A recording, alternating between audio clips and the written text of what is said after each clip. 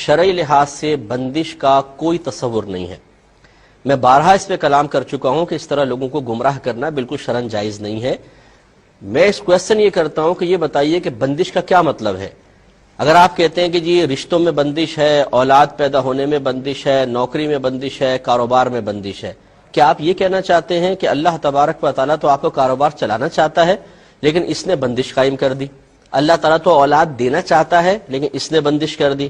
اللہ تعالیٰ تو رشتہ کروانا چاہتا ہے، اس نے بندش کر دی؟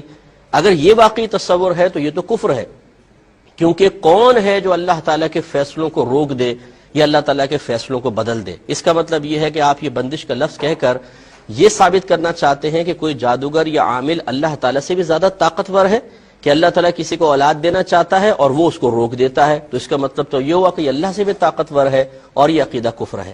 اور اگر آپ کے نزدیک بندش کا یہ تصور ہے کہ اللہ تعالیٰ کسی کو اولاد سے محروم رکھنا چاہتا ہے مثلا 3 سال تک، اور اس نے بھی جادو کروا دیا کہ 3 سال تک اس کی اولاد نہ ہو اور نہیں ہو رہی، یہ بندش ہے، تو پھر اس میں بندش کہنے کی ضرورت ہی کیا ہے؟ یہ تو اللہ کا فیصلہ ہے، اللہ کا حکم ہے۔ یہ کیوں نہیں کہتے کہ جی یہ کوئی بندش نہیں ہوتی ہے، اللہ کی مرضی سے ہو رہا ہے سب کچھ۔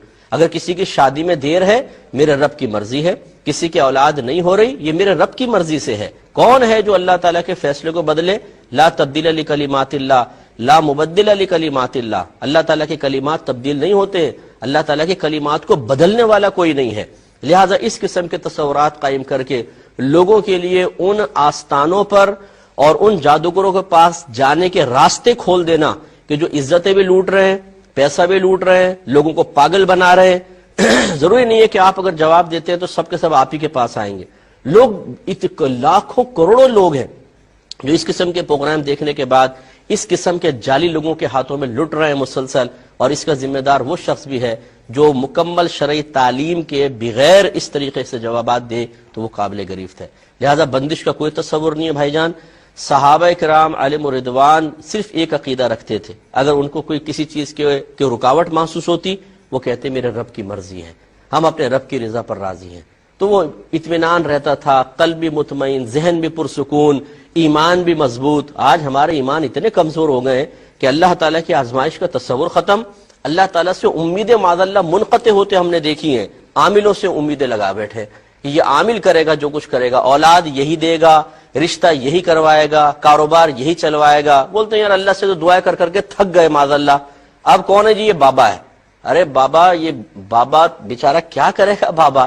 یہ اگر کچھ کر سکتا ہوتا تو یہاں کیوں بیٹھا ہوتا؟ آپ ان سے یہ کیوں نہیں پوچھتے؟ یہ تو بادشاہ بنا ہوتا، اگر ہر چیز کو اپنی مرضی کے موافق کرنے پہ قدرت رکھتا، جو یہ بڑے بڑے دعوے کرتے ہیں اور دیواروں اور پوسٹرز پہ انہوں نے لکھوایا ہوا ہے، تو یہ تو پرائم منسٹر ہونے چاہیے تھے اس وقت پورے ملک کے، اور سپر پاور بن جانے چاہیے تھے، کیونکہ اپنے تعویذات استعمال کرتے، اپنے اوپر دم کرتے اور پہنچ جاتے آسمانوں پر۔ لیکن ایسا نہیں ہے، وہ آپ کے پیسوں کا محتاج شخص بیٹھا ہوا ہے اور آپ اسی کے قدموں میں گر کر اللہ تعالیٰ کو فراموش کر کے اور اپنے ایمان کے خلاف کام کر رہے ہیں۔ یہ بالکل قطعاً غیر مناسب ہے، کوئی رکاوٹ کا تصور نہیں ہے۔ یاد رکھیں اللہ تعالیٰ فاعل حقیقی ہے، اس نے دنیا میں ہمیں اس لیے نہیں بھیجا کہ ہماری مرضی کے موافق ہر چیز ہمیں مل جائے، بلکہ اس نے اس لیے بھیجا ہے کہ وہ اپنی مرضی کے مطابق ہمیں زندگی گزارنے پر گویا کہ مجبور کرے گا، اور ہمیں اپنے رب کی رضا کے مطابق زندگی گزارنی ہے۔ اس نے جو ہمارے حق میں فیصلہ کیا ہے ہم نے اس کو قبول کرنا ہے، اسی کا بدلہ آخرت میں اللہ تبارک و تعالی ہمیں عطا فرمائے گا۔ جب انسان اللہ کی رضا پر راضی نہ رہے بلکہ اس کی تمنا یہ ہو جائے کہ اللہ تعالیٰ میری مرضی کے مطابق چلے، اور پھر وہ دنیا کو جنت بنانے کی کوشش کرے کہ یہاں جو کچھ میں چاہوں مجھے مل جائے، بس یہی اس کی میجر مسٹیک ہے، اور اس نے گویا کہ نہ اللہ تبارک و تعالیٰ کی حکمتوں کو سمجھا، نہ دنیا میں آمد کے مقصد کو سمجھا، تو وہ تباہ و برباد ہوگا۔ ہمارا کام سمجھانا تھا۔ مجھے پتا ہے کہ یہ باتیں ہر ایک کی سمجھ میں نہیں آتی ہیں، آپ لاکھ سمجھا لیں، ان عورتوں نے اس قسم کے جعلی باباؤں کے آستانوں کو آباد کر رکھا ہے، وہاں جاتی ہیں، اپنی عزتیں بھی داؤ پہ لگاتی ہیں، شوہروں کا پیسہ خرچ کرتی ہیں، اور پھر ملتا کیا ہے؟ ٹھینگا۔ بعض اوقات وہی چیز ملتی ہے کہ جو اللہ تعالیٰ نے دینی ہے۔ تو اس لیے ایمان کو مضبوط رکھیں، اپنے اللہ تعالیٰ سے تعلق مضبوط رکھیں، انشاءاللہ سب کچھ حاصل ہوگا۔